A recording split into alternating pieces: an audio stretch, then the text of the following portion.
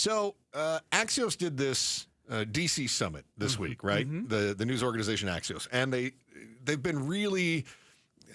You know how CNN gets all aflutter about plane crashes and News Nation loves to talk about UFOs? Axios is that way with AI. Okay.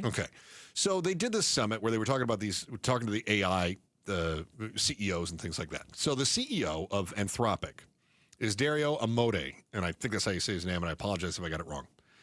He says there is a chance, albeit not small, that AI is going to destroy all of humanity. Not small? No, not small. I saw what he said and took it as, well, I wish I could say I took it as small, but yeah, it's not. You're right. It's not that's small. some 50-50. So he gave the percentage of being asked his what they call the P-doom number, which is the probability that things go south with AI, and specifically that it destroys humanity. Meaning that we're all gone. They said, what are the chances? And he said, about 25%. Yeah, Musk has this number at 20%. Yeah. That doesn't make me feel a lot better. 5% better? Amodei says that there's a 75% chance that things go really, really well. So there's your positive spin, Joe.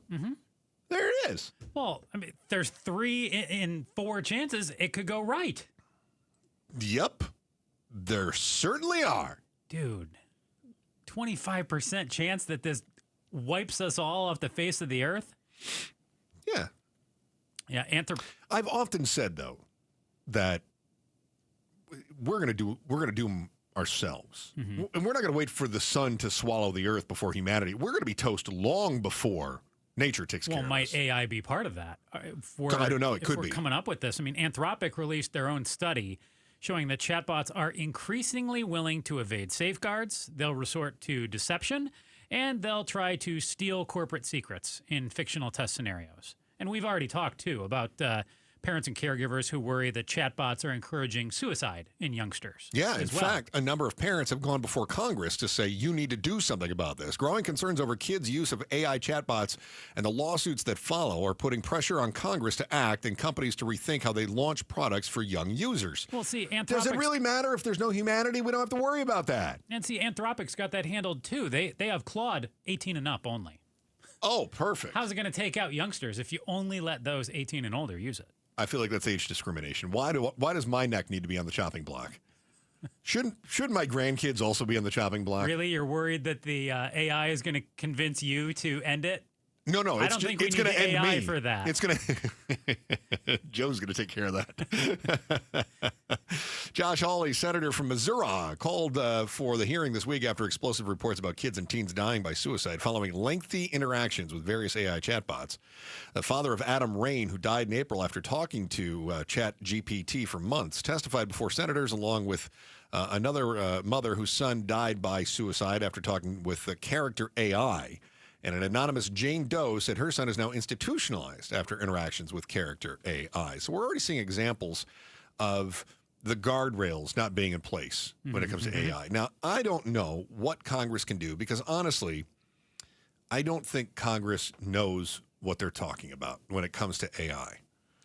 I really don't. In fact, I was having a conversation with a colleague about this earlier this week, and I said, I am intimidated by the emerging technologies.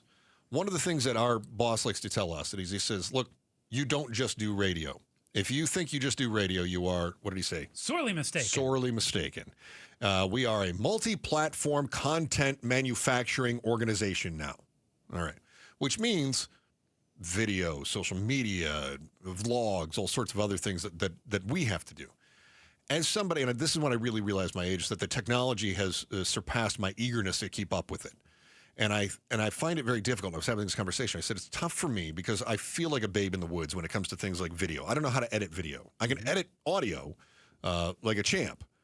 When it comes to video, I am woefully behind. When it comes to AI, I'm way behind too. I mean, I can pick up a chatbot and I can use the chatbot to do basic searches and things like that. And I can say, hey, can you help me write a paper? Can you create a picture out of nothing? Of course I can do that. That's very simple. But when it comes to anything more complicated, I really don't know what I'm doing. And I feel like this must have been what my grandparents felt like when the internet came along. All of a sudden they said, what do I need this for? I've gotten my whole life without having this internet. I don't need a computer. I don't need this. What is a mouse? I don't even need the mouse. And I remember having these conversations with people as computers became more prevalent and PCs were in everybody's homes. They said, I don't need this. And I think in every generation we see the technology start to advance beyond what we're eager to incorporate into our lives. And I feel like there's an awful lot happening very quickly right now, and it scares the hell out of me. Now, that said, Congress is older than I am. Yeah. And I don't believe that Congress has the wherewithal to understand the evolving technology, certainly not at the pace that the technology is evolving. I have a question for you. Two, actually. Please. And they're somewhat Joe questions, but play along with me, okay? 30%. Okay. What's the acceptable P-Doom number for Chris Merrill? If Less than 1.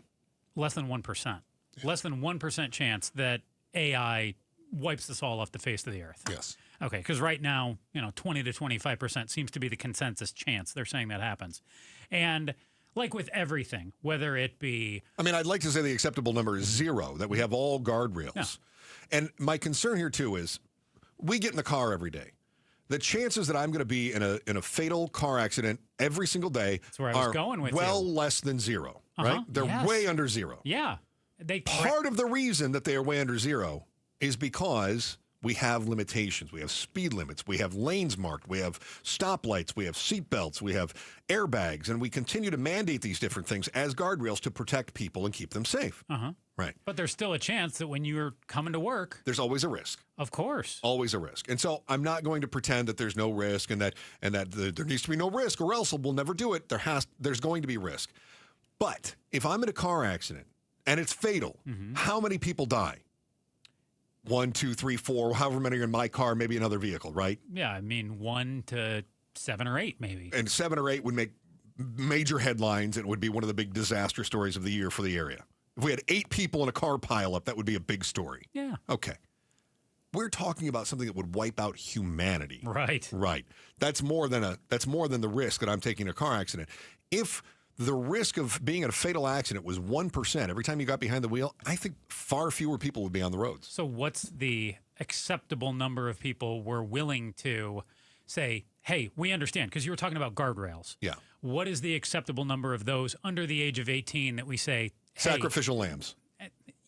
I don't mean it that way, Yeah. but yes, that, hey, the AI got to them and it went off kilter and tragically we didn't save them. Because Okay. we know that nothing is going to be perfect. So what do we find acceptable in other dangerous scenarios? Right. Automobiles, right? We'll have, 30,000 people die in an automobile accident this year. Okay. Sadly, the story that comes up over and over again, school shootings or kids dying with firearms. Right. How many kids die with firearms every year? And we all want to say the acceptable number is 0, but Right. we all know when you're pushed, that is not true. And I mean, even Charlie Kirk said, and you heard it quoted numerous times, that we can't pretend to live in a free society. I'm paraphrasing. We can't pretend to live in a free society and have firearms, have rights to bear arms, and expect that no one is going to die in a school shooting. Yeah, I mean, basically is what he said. And he said some people are going to die. That's the consequence of having firearms. But in his opinion, and I think this is an opinion shared by many, many, many, many people, is that in a free society, that's a risk that we accept. Yeah. So what is the risk that we want to accept on this? And I don't expect you to come up with a number, but Yeah. I think we all have to be honest with ourselves and acknowledge it's not 0. It's not. It's higher than that. But where do you put it? And then we can't have, we will have outrage, but we have to come to grips with ourselves that we understand that these things are going to happen. There is not a perfect system out there. I am going to give you a number. Really? The number of people I'm willing to sacrifice. Okay. 11,942,600. How did you come up with that? It's the population of Ohio. Oh. Yeah. So you're willing to sacrifice Ohio, to be cleared. Yeah. Not those people from other states. You are willing to sacrifice all of Ohio. Yes. Okay. Yeah. Just right there. But we have to geofence it. Okay. If we can just tell AI, listen, if you want to experiment with humanity, Columbus is where you start. And then you can just branch out from there. So if there's such a chance and such a risk that this goes so badly, why are we continuing forward with AI? That's a great question. You want to do a whole segment on it? I think we should. All right. Let's leave Ohio out of it.